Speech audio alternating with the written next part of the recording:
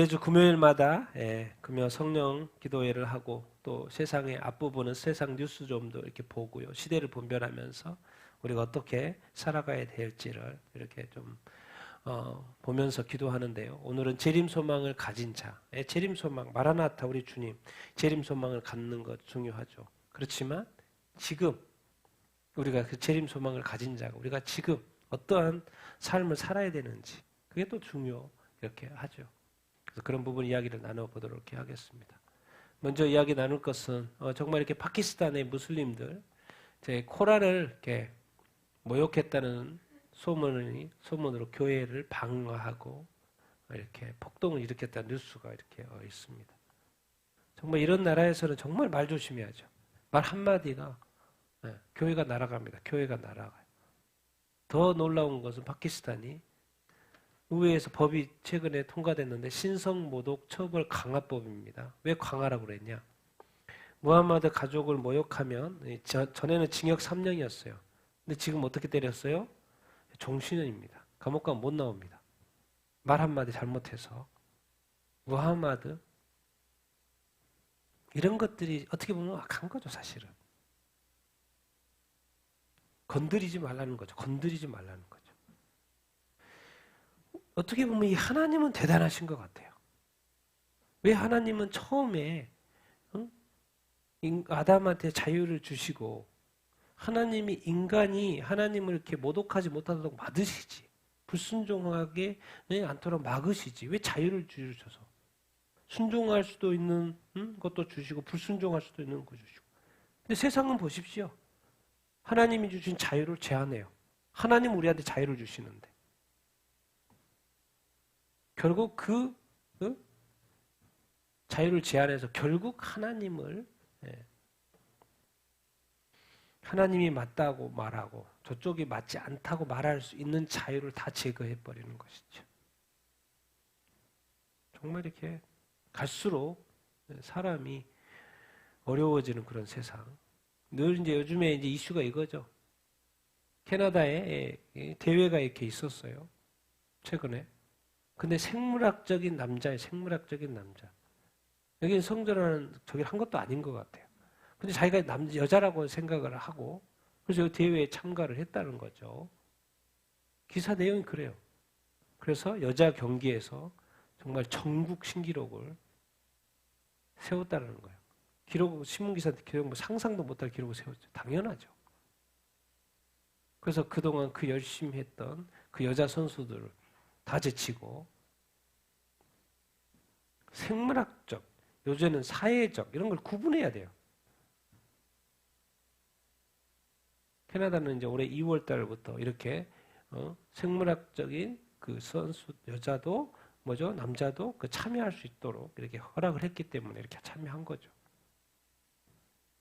자, 미국의 이제 남침내 교회 신학교 지금 미국의 가장 큰 교단인 남침내 신학교 총장도 또 단어를 쓰고 있어요. 생물학적인 남성만 목사 허용을 명시해야 된다. 여기 이제 계속해서 지금 이 남침내 교회에서 여성 목사 안수에 대해서 반대를 이렇게 계속 이렇게 하고 이렇게 있죠. 여기서도 지금 뭐라고 해요? 생물학적인 남성만 목사 이렇게 허용을 해야 된다. 왜요? 이제 앞으로 기사 내용이 그렇습니다. 앞으로 트랜스젠더 목사들이 많이 나올 거기 때문에 이 교단에서 계속 자르는 일이 앞으로 이제 조만간 일어날 거라는 거예요. 지금은 탈퇴하잖아요. 또 이제 그런 사람들이 나타날 거라는 거예요. 그럼 거기서 계속 탈퇴시켜야죠. 그러니까 우리는 끝까지 생물학적인 남성만 목사를 허용한다는 것을 명시를 해야 된다. 그런 주장을 이렇게 하는 거예요. 이제 보수적인 입장이고 또 이렇게 근데 여기서 이제 마음 한 가지는 그렇죠. 끝까지 하나님의 말씀을 또 지키려고 하는 그 마음. 참 그것은 이렇게 좋은 것 같습니다. 자, 요즘 또 이슈가 이 동성 부모를 둔 아동들 심각한 정서 문제가 있다는 그런 이야기가 기사가 이렇게 올라와 이렇게 있습니다. 부모는 좋아서 자기가 원하는 성을 선택을 해서 살지만 그게 동성이었을 때 이제 이슈가 문제가 되는 것은 자녀들이라는 거죠. 통계적으로 지금 나옵니다. 자녀들이 심각한 정서 문제에 직면을 이렇게 한다고요. 내용 기사가 이렇게 했습니다. 동성애를 이제 용인하는 걸 넘어서 이제는 어디까지 가요? 이제 동성혼까지 갔죠. 이제 동성혼까지 갔는데 이제 결혼도 안 했는데 이제 보조 생식술이 이제 발달하다 보니까 비혼 여성, 결혼하지 않은 여성도 임신과 출산이 가능 이렇게 하게 되죠. 다양한 가족이라는 이름으로. 그래서 이제 동성부모 가정에서 자라는 아이들이 나오고 또 모르는 남성의 정자를 기증받아서 요즘에 출산하는 여성들이 계속 지금 많아지고 이렇게 있죠. 자기가 아버지가 누군지를 모르고 결혼도 안 했는데 나와보니까 뭐예요? 예. 엄마 혼자가 이렇게 있어요. 아버지도 없고. 근데 그 기증받은 정자는 모르죠. 왜? 외국에서도 가정적으로 너무나도 많기 때문에. 이게 지금 아주 이제 어른은 자기가 원하는 대로 한다고 할지라도 아이들이 사실 무슨 죄입니까? 그래서 아이들이 이 정서적인 그런 어떤 어려움에 처한다는 그런 이야기. 그러니까 아이들을 고통스럽게 하는 거죠. 누가요? 어른이. 자, 문제는 진짜 문제는 선진국이죠. 동성혼을 허용하기 시작한 나라가 선진국인데 2001년도부터 네덜란드부터 시작을 이렇게 해서 세계 최초로 얼마 안 됐습니다. 동성혼을 허용한 지가 얼마 안 됐어요. 2000년에 들어와서 했어요. 근데 지금 30개 국가인데 다 어디고요? 서유럽하고 아메리카 국가들. 다 선진국들입니다. 다 잘 사는 나라예요. 근데 다 잘 사는 나라인데 다 어느 나라 국가예요? 다 기독교 국가예요. 놀랍게도 다 기독교 국가예요. 그래서 하나님께서 하나님을 믿으니까 축복을 해준 기독교 국가예요. 근데 그 기독교 국가 2000년대에 딱 들어와서 하나님이 싫어하는 이 법을 용납하고 동성혼을 허락하더니 이제 선진국들이 다 서유럽, 미국, 오세아니아 이제 아시아까지 그것이 물들여서 이제 대만이 한번 2019년도 몇 년 전에 딱 물꼬를 뜨니까 벌써 4,000명 이상의 동성 커플이 혼인 서약을 한 것으로. 대만이 돌이킬 수 있겠습니까?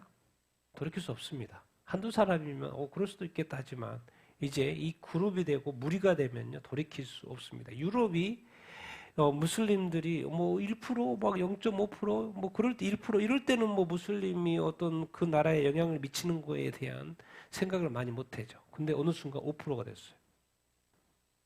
꼼짝 못 합니다.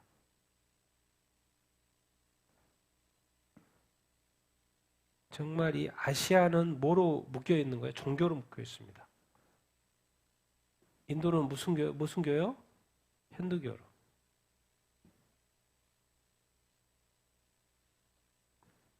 그리고 이슬람교로. 불교로. 아시아는 그렇게 묶여 있어요. 참 이 악한 마귀는 엄청나게 정말 우리가 악한 마귀의 깊은 것을 진짜 알지 못합니다. 그리고 선진국은 하나님이 축복한 기독교 나라는 어떻게 묶었어요? 도덕적인 타락으로 묶었어요. 종교는 기독교니까. 하나님을 믿으니까. 이 기독교, 하나님을 믿는 나라를 어떻게 타락시키지? 다른 신을 믿을지는 않겠잖아요. 유대교가 하나님을 버리고 다른 신을 믿는 게 있을 수 없잖아요. 기독교 국가가 이제 하나님을 알았는데 다른 신을 믿는다고는 상상을 안 하죠. 왜? 이 세상의 유일한 신이고 세상의 모든 신은 다 가짜 신, 인간이 만든 신이라는 걸 진실을 알게 되어버렸잖아요. 그러니까 신의 이슈는 이제 끝난 거예요. 그러니까 어떻게 간 거예요? 또 인간적인 타락으로 간 거죠. 정욕, 이런 이쪽으로. 도덕적인 타락으로. 그러니까 지금 2000년대 얼마 되지도 않았습니다. 다 지금 선진국들이 그래서 이제 아시아까지 대만까지 이제 한국에서도 그것이 합법화 되네 만에 교회에서 이 차별금지법뿐만 아니라 다 동성애 얼마나 많은 법들이 지금 국회에 올라오고 있습니까?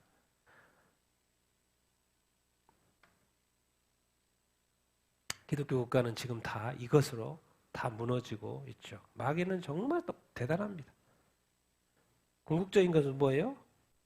종교를 통해서 무너뜨리든 우상을 통해서 무너뜨리든 도덕적인 타락것을 무너뜨리든 궁극적으로 뭐예요? 하나님의 사람, 하나님의 나라, 교회를 뭐예요? 무너뜨리는 거죠. 중국은요, 14억입니다. 인도는 14억. 뭐로 무너뜨려요? 종교. 중국은 뭐로 무너뜨려요? 예, 이념으로 무너뜨리죠. 공산주의라는 이념으로 그 나라는 무너뜨리죠. 정말 마귀도 똑똑해서 하나 가지고 여러 시키지 않아요.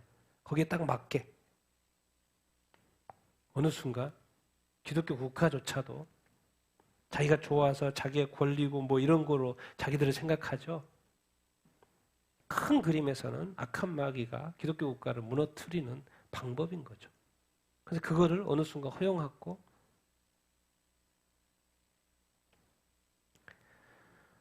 정말 그러니까 지금 점점 더 남는 게 없는 거예요. 남는 게 하나님의 입장에서.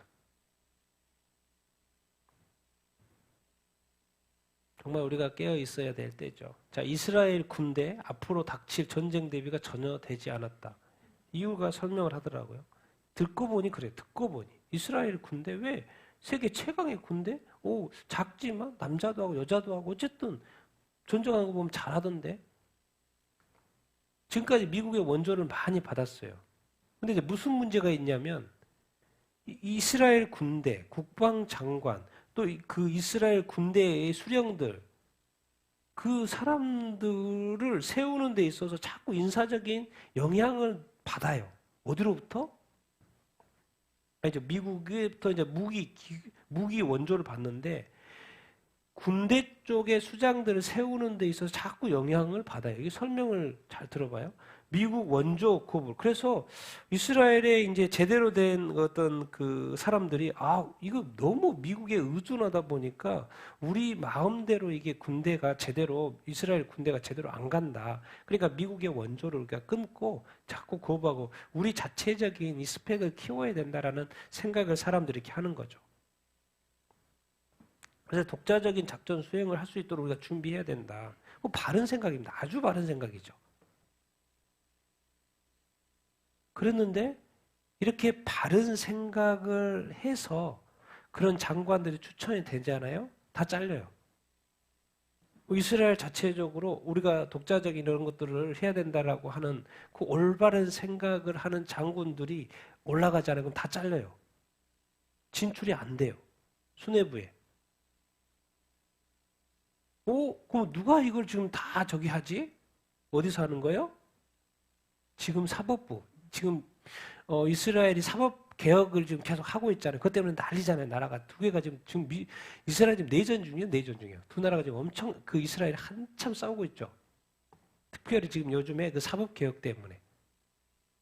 그런데 사법부가 지금 다 뭐를 잘라버리냐면은 이스라엘 군대 수장들 자체 우리 군사작전을 할 수 있는 그런 좋은 아이디어를 가진 사람들, 그런 준비된 사람들 올리면 어디서 다 잘라버리냐면 사법부 심사에서 다 잘라버리는 거예요. 그러니까 지금 그 군대에 대한 인사권을 지금 어디서 행사하고 있냐면 사법부에서 행사하고 있더라고요. 그러니까 지금 이스라엘 군대의 수장들은 다 어떻게 돼 있냐면 좌파 쪽에 또 이렇게 그런 쪽으로 돼 있어요. 근데 지금 이스라엘 정부는 또 뭐예요? 우파 쪽이죠. 그러니까 군대가 이게 원하는 대로 안 가는 거예요. 그래서 요즘에 지금 내용은 그렇더라고요. 지금 사법개혁을 해서 하려는 이유가 있어요. 왜? 수장을 바꾸려고 하는 거죠. 그래서 같이 가려고 하는 거죠. 근데 둘이 충돌이 계속 하는 거죠.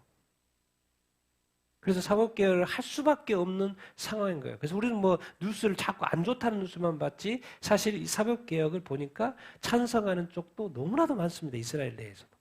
그리고 심지어 지금 반대하고 있는 야당이 오래전부터 사법개혁 해야 된다고 주장해 왔었어요. 사실은. 다 속이고 있는 거죠. 자기네들이 그렇게 하다가 지금은 반대하는 거예요. 왜? 그게 필요하다고 생각했던 거죠. 지금은 또 야당이 되다 보니까 싫어하죠. 그런 내용이 배경이 이렇게 있더라고요. 그럼 결국 사법부가 계속 이렇게 인사권을 행사를 해버리면 이스라엘은 이 제대로 된 군 싸움을 할 수 있는, 그래서 이제 어디까지 이란이나 이 적대 세력과의 이 싸움을 할 수 있는 제대로 된 준비가 안 된다는 거예요. 독자적인 전략 수행할 수 있는 수뇌부. 왜? 지금 미국도 잘 안 도와주잖아요. 왜? 어디 편이에요? 팔레스타인 편이잖아요. 또 이란 편이잖아요. 이란을 자꾸 이렇게 편이 들잖아요. 그러니까 이스라엘은 자체적으로 어떻게 보면 그 전투할 수 있는 능력을 자꾸 해야 되는데 그 수장을 자꾸 세우려고 그러는데 자꾸 사법부에서 이게 계속 대짜 놔버리는 거예요. 그러니까 지금 군 수뇌부가 다 뭐로 돼 있냐면 그쪽 좌파 쪽에 게 지금 현재 그 우파 세력의 그 어떤 그것과 맞지 않는. 그래서 지금 이번에 사법개혁하고 난 다음에 군 수뇌부에서 지금 뭔 일 했어요? 다 손 놔버렸어요. 왜? 딴 거 없죠. 자기네들 밥줄이 다 잘리는 건데. 계속 옳다 하면 안 되죠. 왜? 그러면 수장이 바뀌면 뭐예요? 자기네들 다 잘리는데. 그래서 지금 군님 그냥 손 놓고 있어요, 지금. 나 일 못하겠다. 이렇게 가고 있는 거죠. 그래서 지금 이제 사법개혁을 구체적으로 내용을 이렇게 쭉 들어보니까 그렇더라고요. 사실상 군 인사를 바꾸려고 하는 거예요. 나라가 원하는 대로 안 간다는 거예요. 근데 그것을 자꾸 어디 쪽에서 그러냐? 사법부 쪽에서 그거를 자꾸 인사권을 행사하니까 지금 다 그렇게 구조가 그렇게 돼 있다라는 거예요. 그래서 지금 아무리 봐도 이렇게 세계 여론이 이렇게 안 좋은데도 저도 이제 왜 네탄야후 정부가 계속 저렇게 하지? 지금까지 완전 나라가 지금 난리잖아요. 내전 거의 내전 상태. 근데 왜 저렇게 하지? 알고 봤더니 내막이 있었던 거예요. 이렇게 가다가는 아무것도 안 된다는 거죠. 그래서 이제 미국도 관계도 그렇고 지금 뭔가 지금 이란과에도 뭐 또 해야 되는데 그것도 제대로 이렇게 안 간다는 거죠. 안 간다는 거죠. 그런 내막이 있다는 것을 우리가 이해하면 좋겠고요. 그러니까 일방적인 그게 아니더라고요. 보니까 이유가 있어서 그러는 것이고 내용 나옵니다. 이스라엘은 이상하게 다른 나라하고 틀립니다. 이게 삼권 분리라는 것이 보통 민주주의에서 있는데 이스라엘은 그런 구조가 아니더라고요. 구조 자체가 아니에요.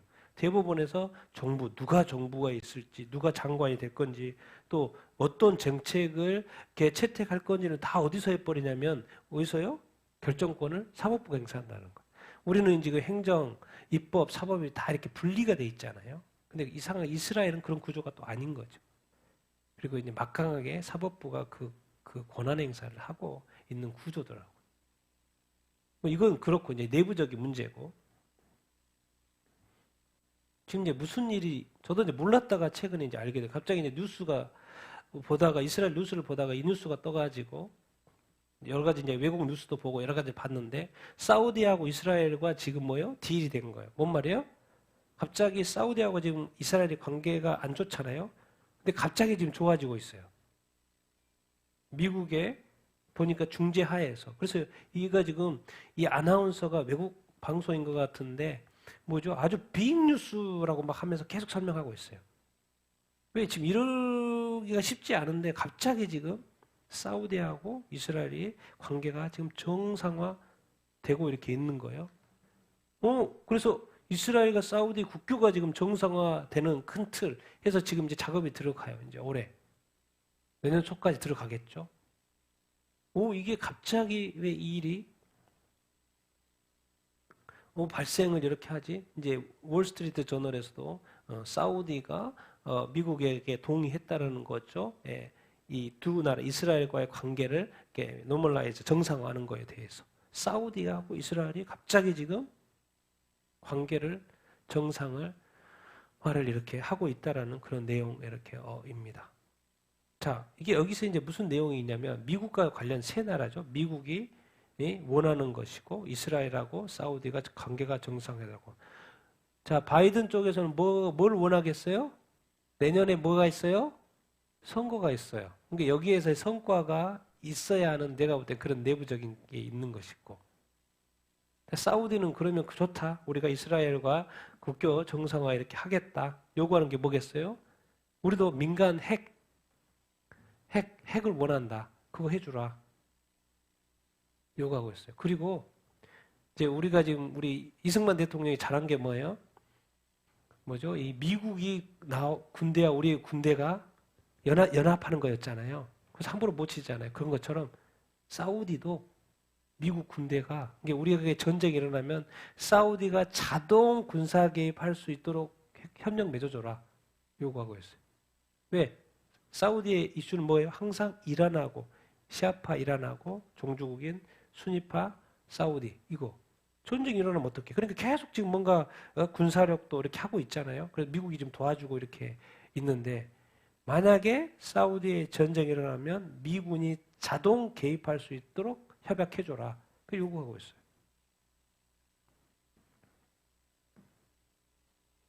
그럼 이스라엘은 또 뭘 원하겠죠? 미국이 원하는 대로 이렇게 하면 또 이스라엘이 원하는 게 또 이렇게 있겠죠. 이런 것을 계속 이야기가 이렇게 나오더라고요.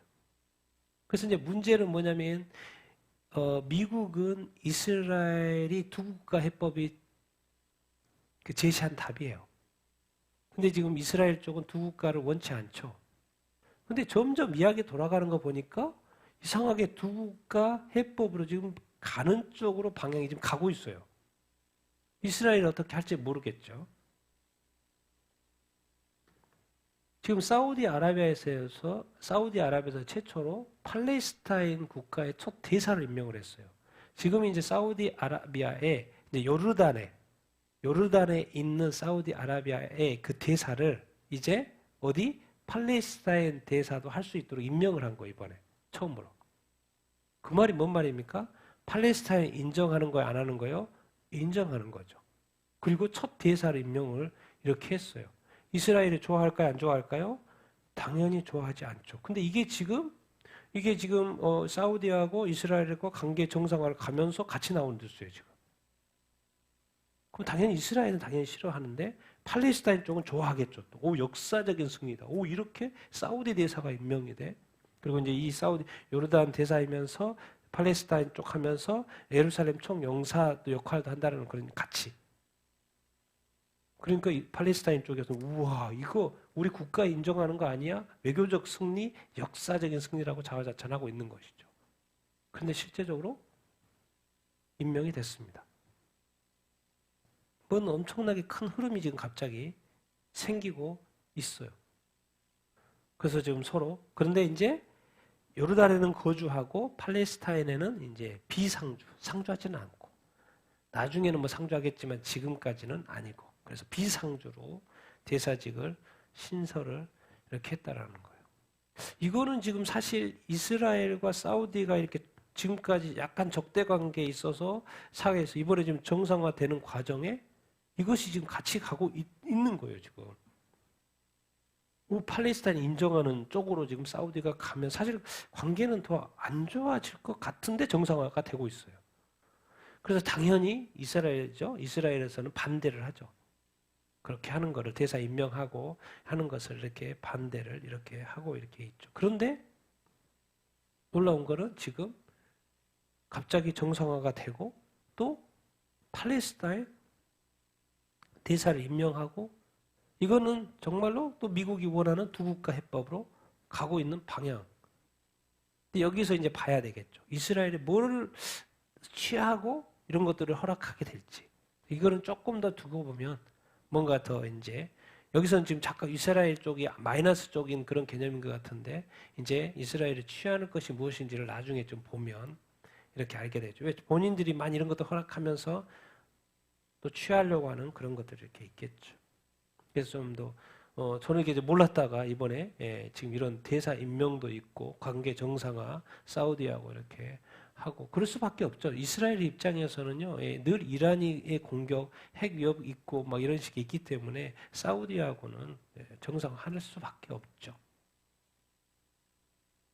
그런데 어쨌든 또 저런 대사 임명도 하고 이슈가 사실 이렇게 있는 것이죠.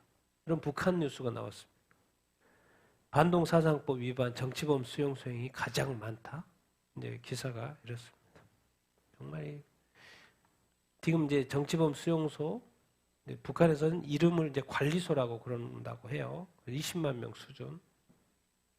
지난 1년간 신규 입소 인원들 중에서 가장 큰 비중을 차지한 것이 바로 반동사상 문화 배격법 위반자. 이거 뭡니까? 예, 북한 사람이 우리 남한에 우리 대한민국에 영화 보고 드라마 보고 노래 듣고 그러면 지금 많다는 이야기는 뭐예요? 젊은이들이 뭐죠? 많이 본다라는 거죠. 많이 본다라는 것이죠. 올해 6월 말입니다. 19만 8,900명, 20만이라고 우리가 이해하면 되겠고, 신규 입소자들, 봉쇄규율 위반자, 불평불만자, 불평불만이 뭐에 대한 불평불만인지 모르겠지만 하여튼 불평불만해도 예, 여기 지금 수용소에 가고 당 국가 군사 자료정소자 밀수가 또 워낙 이제 가난하고 뭐가 있으니까 자꾸 밀수하다가 잡히는 것 같아요. 밀수. 그리고 그동안 그 중에서도 반동사상 문화 배격법 위반자가 이렇게 많다고 하는데 정말 제가 들으면서 이 깜짝 놀란 뉴스가 이런 겁니다. 우리가 요독 수용소 몇 개 수용소가 나왔는데 요독 수용소는 워낙 그 악랄하다고 유명하다고 많이 들었잖아요. 요독 수용소. 근데 16호 이 이야기입니다. 오늘은 16호 화성이라고 돼 있는데 지역이 화성인 것 같아요. 화성 16호 15,000. 다른 데는 3만, 4만, 뭐 2만 그리고 여기는 3만 이런데 여기만 이상하게 15,000 숫자가 낮아요. 그 밑에 설명이 됐어요. 수감 인원이 40% 그냥 50% 국감했다고 합시다. 16호가. 이유가 뭐예요? 지난 3월에 뭐가 돌았어요? 급성, 아메바성, 정리, 이질이 돈 거예요. 그래서 거기에 몇 프로가 죽어버렸어요? 인원이 확 준 이유가 있어요. 다 죽어버려가지고. 뭐로요? 병이 돌아가지고. 대한민국이면 한 명도 안 죽을 그 일이 거기는 뭐예요? 그냥 병에 걸려 죽는 거예요. 딴 거 아니죠. 사람 취급 못 받는 거죠. 병 걸렸으면 빨리 조치를 취해가지고 빨리 이렇게 치료를 하든지 뭐 이렇게 해야 되는데 그냥 어떻게 보면 놔둔 거나 마찬가지겠죠. 갑자기 인원이 확 줄었는데 줄어든 인원의 90%가 이것 때문에 이 이질 때문에 죽었다라는 거예요. 정말 이런 나라가 북한이라는 거예요. 진짜 우리 대한민국 같으면 한 사람도 안 돼. 바로 투입돼서 치료하고 15호 관리소도 병사, 사고사, 쇠퇴, 사망자들 인원들 요독수용소. 그러니까 이 북한은 지금 하여튼간 이 사람들이 저렇게 병 걸려서도 죽고 굶어서도 죽고 그런데 아무 손을 쓸 수 없는, 아무 손을 쓰지도 않는, 그냥 죽어야 되는, 그냥 쉽게 말해서 북한에서 태어난 게 죄인 거예요. 태어난 게 죄. 그리고 태어났는데 또 예수는 믿어야 되겠는데 예수 믿으면 또 걸리고. 또 가난하니까 또 범죄를 저지를 수밖에 없어서 범죄를 저지르면 또 들어가고. 젊은이들이 뭐 가만히 있습니까? 요즘에 핸드폰, 뭐 이런 이 좋은 시대에 그냥 드라마 하나 보다가 노래 하나 듣다가 걸려 들어가고. 정말 북한은 정말 빨리 무너져야지 정말 사람들이 안 죽어도 될 것을 죽고 있는 이런 많은 안타까운 현실을 어떤 뉴스들. 그리고 어쨌든 이 반동 사상법 위반자가 많다는 것은 많은 젊은이들이 제가 볼 때 뭐 늙은 사람들이 잘 보겠습니까? 젊은 사람들이 뭐 이렇게 많이 지금 이렇게 어떻게 보면 깨어나고 있고 보고 있고 그렇다라는 것을 우리가 이렇게 알 수 있고요. 제가 이제 그렉 로리 목사님 계속 이야기를 했는데 기사가 자세히 좀 나왔더라고요. 그렉 로리 목사님 별로 이런 쪽에 대해서는 별로 말씀 안 하시는데 이번에 길게 또 세 번, 제가 영상 보기로는 3번인데 한 기사가 이렇게 나왔어요. 그렉 로리 목사님, 재림이 가까워진다. 인내하고 깨워야 된다. 마지막 때를 맞이하는 자세 중요하다. 이런 기사가 나왔습니다. 예수님은 다시 오시는가? 7월 30일자 설교. 예수님은 다시 오시는가? 예수 그리스도의 재림 300번 이상 언급하고 있다고 하고 성경은 재림에 대해서 아주 강조를 하고 있다고 말씀을 이렇게 하고 있어요. 그래서 이 전에 전에는 이제 미래에 대해서 예언을 이렇게 했었는데 지금은 다 이루어졌으니까 과거가 된 거죠. 이런 걸 보면 하나님이 예언하시는 것은 100% 정확하게 이루어진다라는 거죠. 그러니까 믿어도 된다. 그런 이야기였어요. 왜? 예언하시는 대로 그걸 다 이루시니까.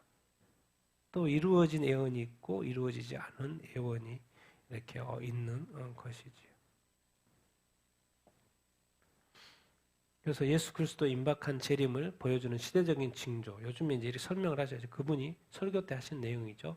초강대국으로서의 중국, 초강대국으로서의 미국의 악화, 또 이스라엘에 대한 반복적인 위협. 그리고 이번에 이제 우크라이나 전쟁, 러시아와 우크라이나 전쟁인데 많은 사람들이 이거를 자꾸 어떻게 연결시키냐면 아마겟돈 전쟁하고 연결해서 자꾸 설명을 하거든요. 이제 이 부분도 언급하고 있어요. 이 러시아 우크라이나의 전쟁을 단순한 전쟁이 아니라고 보는 거죠. 뭔가 이 마지막 때 전쟁하고 연관되어서 보는 그런 관점. 그리고 또 요즘의 기술의 발전, 인공지능을 또 이야기하고 계세요. 이 폭발적인 어떤 증가. 그러면서 계속해서 이 정부 기관으로부터 자꾸 점점 더 우리를 뭐 해온다는 거예요? 통제한다는 거예요. 전에는 자유가 있어가지고 노터치였는데 요즘에는 워낙 기술이 발달하고 인공지능 발달하고 이렇게 하다 보니까 사람들이 자꾸 뭐예요? 통제를 받게 된다는 거예요. 이런 흐름들이 주님이 재림하시는 것과 무슨 연관이 있지? 목사님은 그게 연관이 다 있다라는 거예요. 우크라이나 전쟁도 연관이 있다라는 거예요. 이스라엘이 지금 반복해서 위협을 받고 있는 것도 있다라는 거예요. 또 미국이 지금이 이런 미국은 지금 난리죠. 마약도 당연히 그렇고 이 국제 금융 불안정도 그렇고 미국에 요즘에 얼마나 많은 총기 사고가 지금 계속해서 일어나고 있습니까? 미국의 가족이 지금 해체되고 있고 가족에 대한 의도적인 공격들이 끊임없이 일어나고 결국 마지막 때 이 사탄이 뭐죠? 권세를 부리고 때가 이렇게 있을 것이고 그때가 되면 당연히 그 상황은 더 악화되겠죠. 저건 이제 아마 7년 대환란을 이야기하시는 것 같고. 근데 이제 이 말 놓치지 않고 하고 계셔요. 자, 지난 15년 동안 그렇게 악화됐다라는 거예요. 근데 최근 3년 동안 세계적인 사건이 있었죠. 그게 뭐예요? 최근 3년 동안 있었던 세계적인 사건이 뭡니까? 코로나예요, 코로나. 근데 이거를 뭘로 보냐면 그리스도께서 임박하신 재림에 뭐로 보는 거예요? 징조로 지금 목사님이 설명을 하고 있어요. 지금 15년 동안 이 세상에 정말 많은 일이 일어났는데 최근에 이 사건이 정말 주님이 재림이 임박했다라는 그 징조다라고 지금 목사님은 설명을 하고 있어요. 왜 그래요? 이것 때문에 많은 것들이 통제됐기 때문에 그래요. 많은 것들이 통제됐고.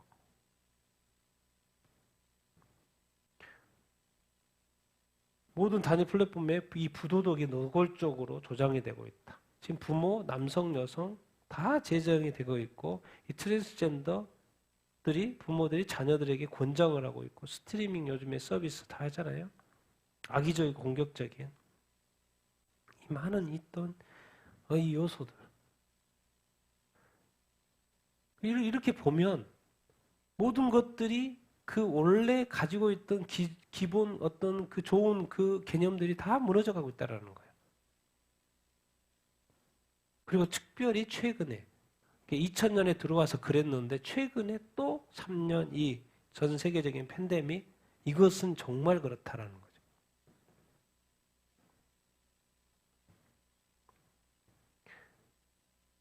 정말 잘 정리하신 것 같아요, 목사님이.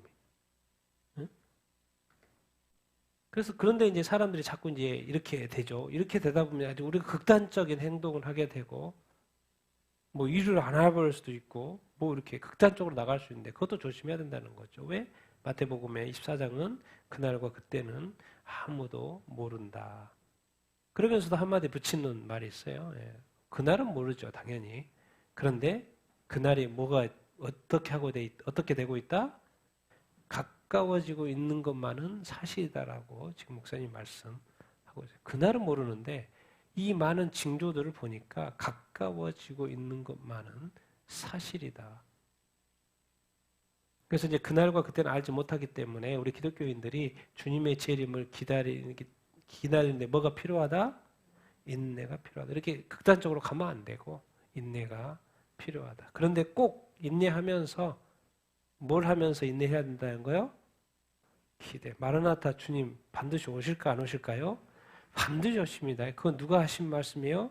주님의 약속이에요. 주님의 약속. 주님이 말씀 사복음서에 말씀하실 때도 내가 집 거쳐 말하면 내가 너희를 거기에 있게 하려고 내가 올게.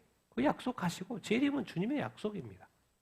성경의 맨 마지막도 아멘 주 예수의 오시옵소서 마라나타 주님. 그리고 성경이 끝나고 세상이 마무리되는 그것이 주님의 재림입니다. 주님이 약속하신 거예요. 그러니까 기대는 해야죠. 우리가 기대는 해야죠. 근데 성경은 정확히 구체적인 날짜에 대해서 그날과 그때는 모른다고 했기 때문에 우리가 그때가 언제인지 모르지만 늘 인내하면서 살아야 한다. 그렇게 말씀하시면서 성경 말씀을 이제 인용을 하셔요. 로마서 13장 너희 또한 너희가 이 시기를 알거니와 자다가 뭐 할 때가 됐다? 깰 때가 됐다. 자다가 깰 때가 됐다. 이제 우리의 구원이 처음 믿을 때보다 뭐 했다? 가까웠다. 여러분 이게 지금 언제의 말씀이에요? 2000년 전의 말씀입니다. 근데 이렇게 말하고 있어요. 2000년 전에 지금 왜 그러겠어요? 어디 교회에다 지금 편지를 쓰고 있는 거예요? 지금 사도 바울이 로마. 그럴만해요. 네로 박해. 엄청난 정말 상상할 수 없는 이 박해가 예비 오고 있죠. 그때도 자다가 깰 때가 됐다. 이게 성경은 약간 종말론적인 관점에서 쓰였다는 걸 우리가 이해합니다. 그런데 그때도 이제 우리의 구원이 처음 믿을 때보다도 가까웠다. 그렇긴 하는데 지금 그렉 로리 목사님이 정리한 걸 보면 뭐예요? 정말 이거는 성경의 예언이 이루어질 거 다 이루어지고 이제 남은 예언이 이렇게 있는 그리고 이 시대의 많은 징조들을 보니까 이런 그렇게 보니까 정말 특히나 이번 최근에 어떤 코로나 이슈 3년 이런 거 보고 세상이 돌아가는 것이 완전 뒤바뀌는 걸 보고 이제는 정말 주님의 재림이 가까웠다. 세상의 모든 것이 통제되는 쪽으로 가고 있는 걸 보고 뭔 말입니까? 앞으로는 핵심은 뭐예요? 마지막 핵심은 이겁니다. 디지털 아이디하고 뭐겠습니까? 디지털 아이디. 모두가 다 디지털 아이디를 갖게 되는 거. 그리고 화폐가 다 뭐로 바뀌는 거예요? 디지털 화폐로 바뀌어요. 그게 핵심입니다. 그게 되면 되는 거예요. 그래서 지금 그것이 그 방향으로 이제 가고 있죠. 디지털 아이디하고 왜? 우리 신분증도 다 지금 핸드폰으로 들어가고 있잖아요. 그렇죠? 네, 다 디지털화 되고 있습니다. 디지털 아이디하고 디지털 화폐만 되면 다 되는 것입니다, 사실. 왜? 그것만 되면 이제 통제는 그냥 되는 거예요. 그냥 되는 거예요. 근데 지금 2000년이 지나서 목사님이 보니까 이 시대가 지금 점점 그렇게 되어져 가고 있다는 거예요. 그런데 여기서 목사님은 뭐예요? 이제 구원하고 연결시키는 거죠. 우리의 구원이 이럴수록 우리의 구원이 더 가까워지는 게 맞죠. 그런데 때와 시기는 모른다. 왜 하나님이 안 가르쳐 주셨을까? 그때를 기대하고 인내하면서 도대체 뭐요? 인내하면서 가만히 있으라는 이야기예요? 그 말이 아니죠. 주님이 원하시는 것은 더 그리스도, 주님이 원하시는 것 더 많은 이들이 어디에 들어오기를 원한다? 하나님의 나라에 들어오는데 더 정말 사람들이 오래 참으시고 아무도 멸망하지 않기를 원하시고 모든 사람이 어디에 이르기를 원한다? 회개에 이르기를 원한다. 자, 우리는 이렇게 기도할 수 있습니다. 때때로 우리는 고통으로 신음하고 있어요. 지금 세상이 난리잖아요. 주님, 이 세상은 너무 악합니다. 오셔서 우리를 천국으로 인도해 주셔서라고 기도를 할 수 있죠. 당연히 기도해야 되고. 그런데 이것도 이건데 주님이 이렇게 말씀하신다는 그래, 나는 너의 기도를 잘 듣고 있다는 거예요. 그러나 나는 더 많은 영혼이 뭐 하기를 원한다? 구원받기를 원한다. 내가 그것에 관심 갖기를 원한다는 거예요. 때와 시기가 우리한테는 알려주지 않았고 아버지만 안다 그러시니까 아버지께서 예수 그리스도에게 가라고 하면 그냥 바로 오시는 거죠. 그것은 순식간에 일어날 거예요. 왜? 성경에서 계속해서 이 부활과 휴거는 뭐예요? 순식간에 일어난다고, 갑자기 일어난다고, 호련히 일어난다고, 절대로 누군가가 그거 날짜에 대해서 이렇게 찍는 것은 하나님의 영역을 침범한 거죠. 그리고 알 수도 없는 영역인 거죠. 그래서 감춰져 있습니다. 그런데 감춰져 있는데 그것은 그냥 한순간에 갑자기 순식간에 일어날 거예요. 그래서 성경이 비추어 봐서 우리는 항상 뭐한 삶을 살아야 돼요? 준비되어 있는 삶을 살아야 됩니다. 왜? 알려주지 않았기 때문에. 준비된 삶을 살아야 되죠. 그래서 우리가 이제 준비되는 게 중요하고, 각각의 성도와 교회들이 준비되는 거 중요하고, 그런데 우리가 주님의 마음을 잊어버리면 안 된다는 거예요. 주님의 마음은 여전히 어디에 있다는 거예요? 더 많은 영혼 구원에 있다는 거예요. 그래서 우리가 끝까지 우리의 가족 구원을 위해서 놓치지 않고 계속 기도하십시다. 그리고 우리 이웃의 구원을 위해서도 계속 기도하십시다. 그리고 선교사님들이 또 열방의 구원을 위해서 수고하고 있는 선교사님들을 위해서도 계속 기도하십시다. 그리고 전도와 이렇게 선교하는 그거 잃어버린 영혼 한 영혼이라도 우리나라와 또 사실 우리나라에 또 이주민들도 많이 왔으니까 이주민도 구원받고 또 열방의 사람도 그렇고 정말 더 많은 영혼들이 정말 이렇게 구원받는 그 일들을 우리 교회가 해야 되겠고 한국 교회가 가야 될 줄로 이렇게 믿습니다.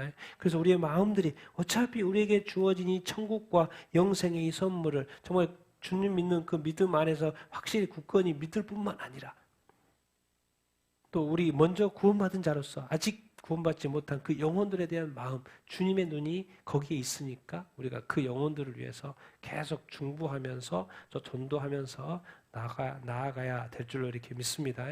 여러분 우리가 계속해서 제가 이스라엘 소식과 세상의 소식과 흐름을 이렇게 보는 것은 세상이 이렇게 급박하게 돌아가고 있는 이 세상, 제가 그래서 우리가 종말이니까 뭐 어떻게 해야 되나 이런 게 아니고 우리가 이런 시대인 것을 인지하면서 또 이 그렉 로리 목사님 정확히 지금 말씀하고 있는 것처럼 이 세상이 정말 그렇다. 정말 주님의 재림이 임박했다. 그렇게 말씀하고 있잖아요.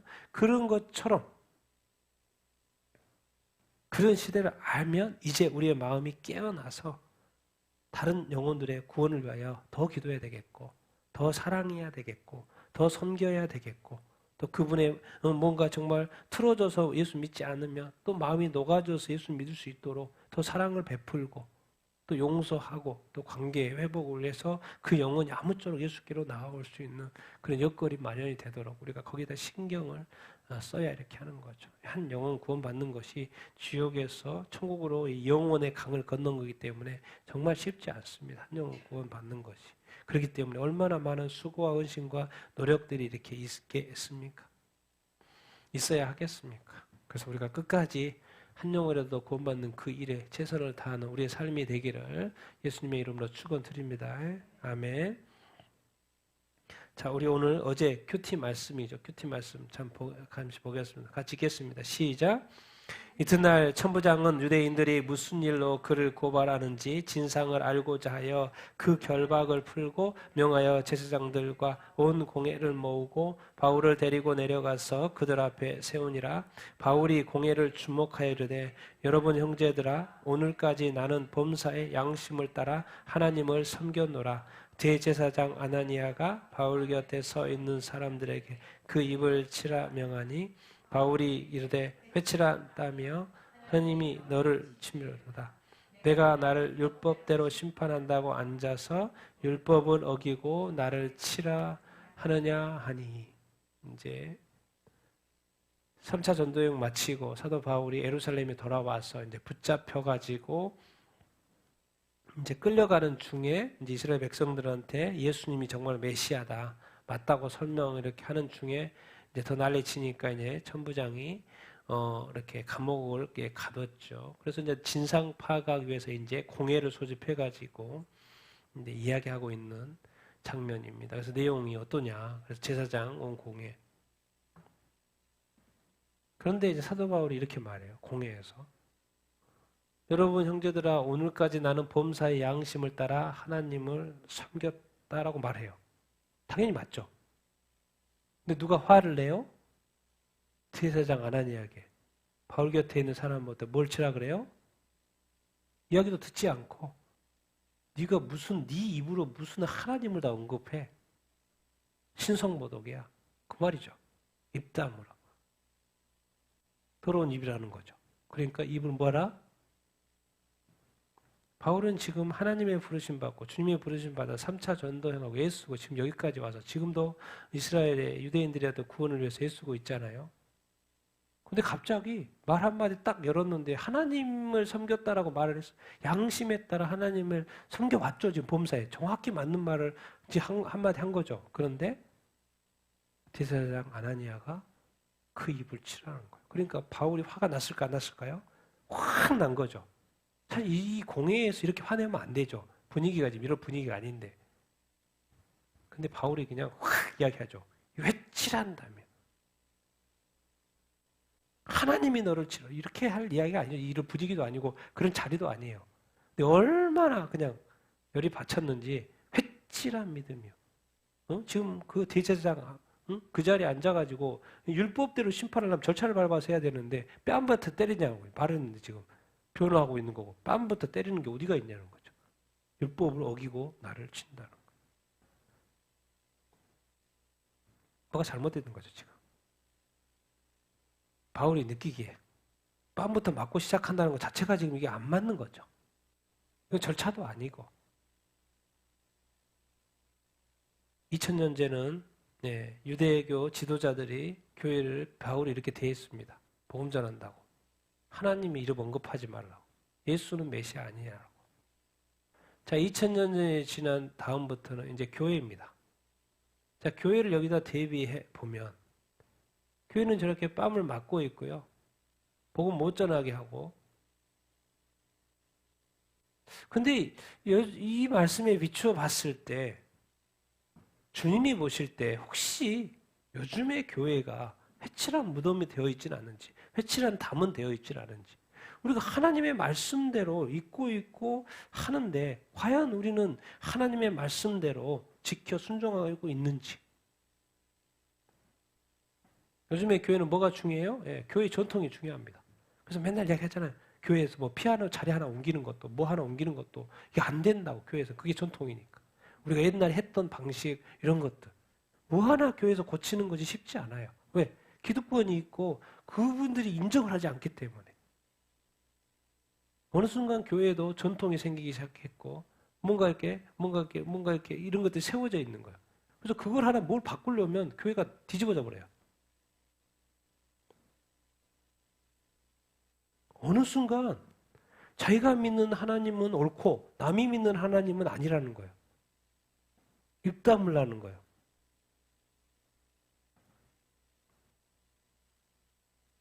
그래서 이런 말씀을 볼 때 우리 자신들이 정말 우리가 어느 순간 내 삶이 혹시 주님이 보실 때 회칠한 담처럼 되어 있는 것은 아닌지 한번 우리가 좀 돌이켜보자라는 거죠. 지금 사도 바울이 하도 열받아서 그런지 확 그냥 내뱉은 말이 저거예요. 이건 순서도 아니고 근데 뭐 세상이 순서 뭡니까?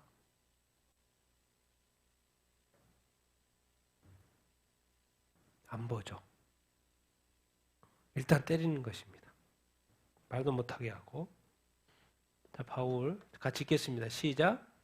바울이 그중 일부는 사두개인이요 다른 일부는 바리새인인 줄 알고 공회에서 외쳐 이르되 여러분 형제들아 나는 바리새인이요 또 바리새인의 아들이라 죽은 자의 소망 곧 부활로 말미암아 내가 신문을 받노라. 그 말을 한즉 바리새인과 사두개인 사이에 다툼이 생겨 무리가 나누어지니 이는 사두개인은 부활이 없고 전사도 없고 영도 없다 하고 바리새인들은 다 있다 하며 사도 바울이 지금 이 공회에 와서 변증을 하고 있는데 분위기 신선치 않죠.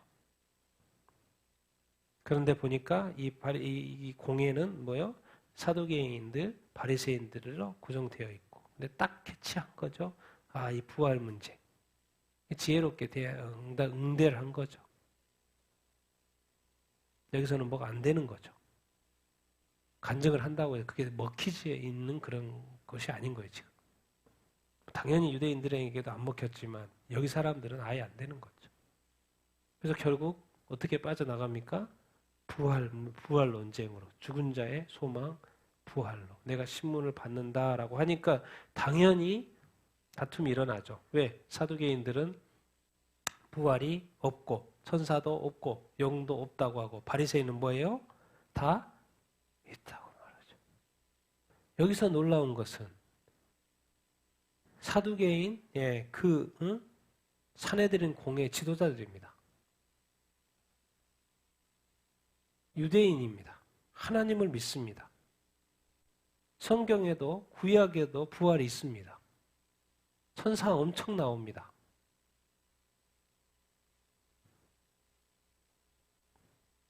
그런데 이 종교 지도자가 부활도 안 믿고 천사도 안 믿고 영도 안 믿어요. 사실 이건 어떻게 보면 있을 수가 없는 건데 그렇게 하고 있어요.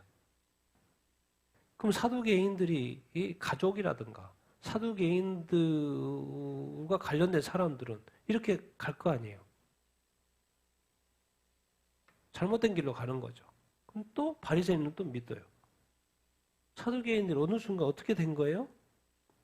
어떤 지도자들이 돼버린 거예요? 세속적인 지도자. 사실 그 당시에도 사실 그렇습니다. 사두개인들은 귀족들 출신이고 재산이 많고 바리새인들은 또 서기관들이고 또 율법을 연구하는 사람이고 사두개인들은 뭐만 믿어요? 모세 오경만 또 인정하고 여기는 율법 다 이렇게 믿고 율법 학자들이고 여기 당연히 율법을 연구하면 당연히 부활, 천사, 영 다 있죠. 사두개인들은 뭐요? 모세 오경만. 그러니까 진짜로 또 중요한 이런 것들은 믿지도 않고 어느 세속적인 지도자들이 다 된 거죠. 그런데 그 당시에 지도자인 예수님 오셨을 때 그 사회를 다스리고 있어요. 그 공에 차고 있어요. 그러니 예수님 이 땅에 오셔가지고 성전도 뒤집고 다 화낸 거 아닙니까? 맹인이 지금 맹인을 인도하는 꼴이 돼버렸으니 주님이 오셨으면 웰컴 딱 하고 정말 이 지도자부터 또 주님 부활하면 기뻐해야 될 이 지도자들이 돼야 되는데 다 인정하지 않고 예수님을 십자가에 못 박은 그 지도자들 주님이 화 안 날만 합니까? 날만 하죠. 근데 그들이 돈이면 돈, 자리면 자리, 권력이면 권력 다 차지하고 있어요. 가르치는 것은 잘못 가르치고 있고. 주님이 얼마나 답답했겠습니까? 지금 부활 딱 이야기하니까는 바로 싸웁니다. 바로 싸워요. 그래서 이제 바리새인 서기관들은 이것을 믿죠. 같이 읽겠습니다. 시작. 크게 떠들세 바리새인들이 해서 몇 서기관이 일어나 다투어 이르되 우리가 이 사람을 보니 악한 것이 없도다. 혹 영이나 혹 천사가 그에게 말하였으면 어찌 하겠느냐 하여 큰 분쟁이 생기니 천부장은 바울이 그들에게 찢겨질까 하여 군인을 명하여 내려가 무리 가운데 빼앗고 영내로 들어가라 하니라. 당연히 이제 사도 바울을 알았기 때문에 자기도 바리새인 출신이고 저기 율법 얼마나 잘합니까? 당연히 너무나도 잘 믿는 걸 알죠. 그러니까 바로 서기관들이 이거 사도 바울 데려와가지고 이렇게 하고 있는데 이거 혹시 영이나 천사가 그렇게 했으면은 완전히 우리가 대적하는 꼴이 돼버리는데 하나님을 대적하는 꼴이 돼버리는데 갑자기 두려워지는 거죠. 그러니까 싸우게 된 거죠. 그러니까 뭐 좀 진상을 알려고 데려왔는데 싸움만 나니까 천부장이 바울을 빼내는 것인 거죠. 싸워야 될 게 진리해야 되는데 진리를 가지고 안 믿다 보니까 또 그 진리를 가지고 또 싸우는 거죠. 그거 가지고 분쟁이 돼요. 그게 바로 사도계들이 그 믿음. 이 세상에 예수 믿고 교회도 수문 그 많고 목사님도 수없이 많고 정말 이단도 이렇게 많고 잘 믿어야 되죠. 정말 잘 믿어야 됩니다. 말씀대로 믿어야 됩니다. 지금 바이블 빌리버가 돼야 됩니다. 성경대로 믿어야지. 갑자기 재림예수 나타나가지고 성경 푼다고 이렇게 하는 거예요. 다 가짜입니다. 재림예수는 하늘에서 옵니다. 하늘에서 와요. 절대로 더 이상 인간이 되지 않습니다. 다 엄마 아빠 있잖아요. 재림예수인데 다 어떻게 엄마 아빠가 있어요. 자녀들도 있어요.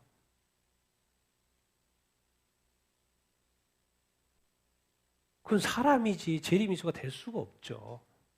그런데도 믿어요, 안 믿어요? 그게 믿는다니까요. 그거를 바로 뭐라 그럽니까? 미혹이라고 그러는 거예요.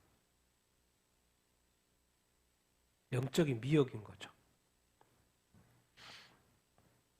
그래서 결국 이것 때문에 이제 바울은 살아나는데 놀랍게도 오늘 이 본문 11절 마지막 말씀인데 놀랍게도 주님이 나타나시죠. 같이 읽겠습니다. 시작. 그날 밤에 주께서 바울 곁에 서서 이르시되 담대하라 내가 예루살렘에서 나의 일을 증언한 것 같이 로마에서도 증언하여 하리라 하시니라. 바울은 지금 엄청 고생하고 있죠. 엄청 고생하고 있습니다. 예수 믿는 거 이렇게 힘들고 복음 전하는 거 힘들고 사명 감당하는 것도 힘드네. 쉽지가 않네. 지금도 간신히 지금 살아나온 거죠. 어디에서? 당대 최고의 종교 지도자로부터. 잘못 걸리면 죽는데 살아나온 거죠. 얼마나 심적으로 얼마나 힘들겠습니까? 그럴 줄도 알았는데 얼마나 본인 힘들었겠습니까? 그걸 아는 거죠, 주님은. 그래서 주님이 딱 나타나십니다. 바울 곁에. 바울 곁에 주님 있는 걸 어떻게 알았겠어요? 근데 주님이 계셨던 거예요.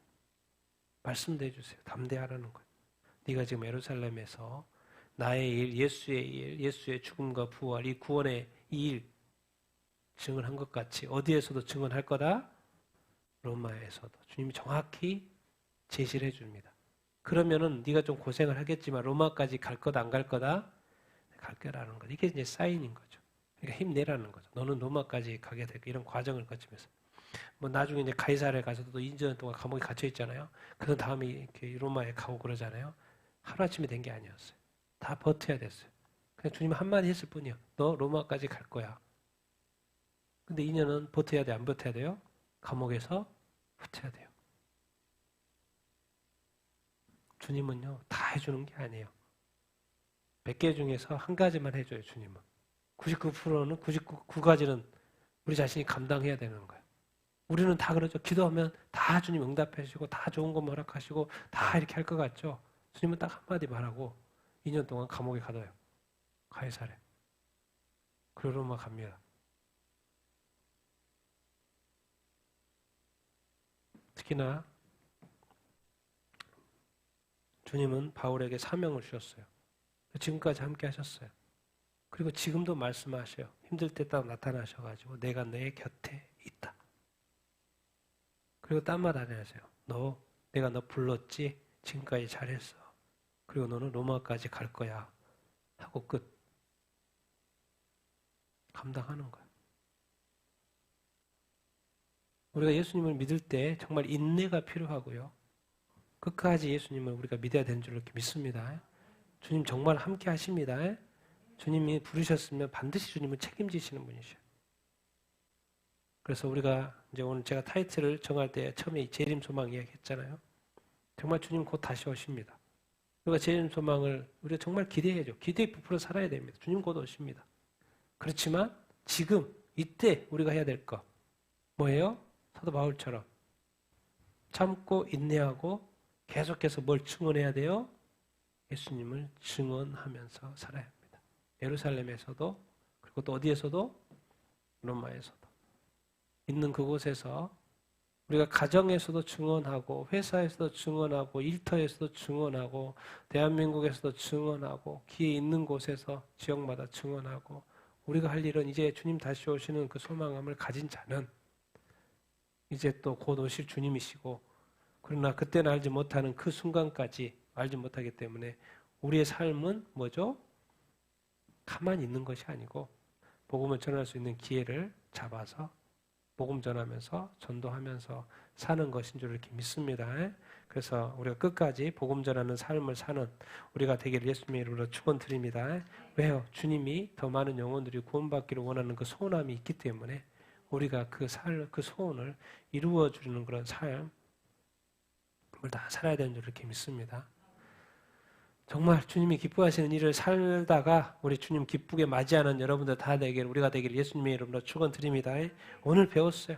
주님이 원하시는 것이 어차피 오실 때는 어차피 주님 오실 거고 그건 주님의 소관인 거고 내 소관은 뭐냐면 주님 오실 때까지 복음 전하는 거, 복음 전하는 거. 그리고 지금 우리가 지금 기도 수첩에 예수 믿기를 원하는 가족의 명단이라든가 다른 사람들 그 명단 있지 않습니까? 그거 가지고 계속 붙들고 기도하는 거예요. 그 영혼 구원받도록. 거기에 최선을 다하는, 영혼 구원에 최선을 다하는 여러분들 우리의 삶이 되기를 예수님의 이름으로 축원드립니다. 아멘. 자, 우리 오늘 같이 기도 이렇게 하도록 이렇게 하겠습니다. 정말 이 세상에 뭐 이스라엘도 변화가 지금 일어나고 또 다른 일들이 일어나고 이렇게 있고 여기저기서 많은 일들이 또 일어나고 이렇게 있고 정말 이렇게 마지막 때인 것을 또 그 신실하신 또 우리 그렉 러리 목사님도 요즘에 또 설교를 통해서 정리를 또 해주면서 주님의 재림에 대해서 이야기를 이렇게 하고 있고 그러나 그분이 말씀하신 것처럼 목사님 잘 정리하신 것처럼 정말 우리의 소망은 주님 만나는 것이죠. 그러나 그거는 또 주님에게 맡겨야 되는 것이고 이제 주님이 원하는 것을 우리가 알게 된 거죠. 뭐죠? 주님은 한 영혼이라도 구원받기를 원하시는구나. 그 구원의 그 일들 우리가 정말 이렇게 더 생각해야 되고 복음 전하는 그 중보 기도를 계속 또 복음 전할 수 있는 기회를 계속 또 복음 전하는 그런 삶을 우리가 다 살 수 있게 되기를 예수님의 이름으로 축원드립니다. 우리 같이 한번 우리가 주님 다시 오실 것을 이렇게 믿습니다. 제 이름을 소망하기를 되기를 바라고요. 그리고 그 들떠 있는 마음으로 살게 되기를 이렇게 바라고 그러나 또 주님이 원하시는 것은 더 한 영혼이라도 더 많은 영혼들이 구원받기 원하는 것인 줄 알아 예수님을 증언하는 삶을 살게 하여 주시옵소서. 이 시대에 더욱더 깨어있는 삶을 살게 하여 주시옵소서. 우리 같이 한번 오늘 말씀을 생각하면서 기도하도록 하겠습니다. 같이 기도하겠습니다.